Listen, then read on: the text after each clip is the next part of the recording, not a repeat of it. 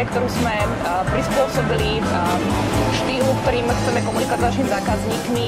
A toto je forma, ktorú sme zvolili v rámci prebiehajúcej kampane ako forma, ktorá sa nám dala najvhodnejšie na priblíženie sa k zákazníkom, na to, aby sme im ukázali, že sme súčasťou ich domova a že chceme byť prítomní každý deň a chceme ich sprevádzať a spríjemňovať im každý deň.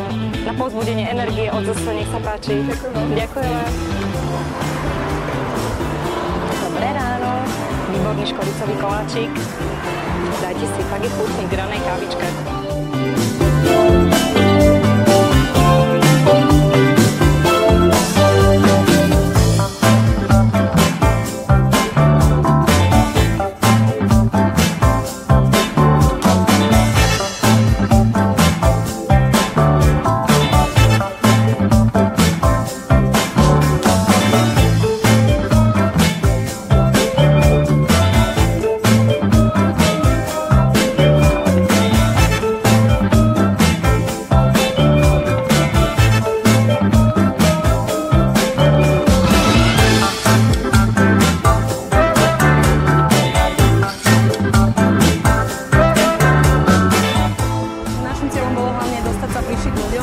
Dúfam, že sa nám to podarilo.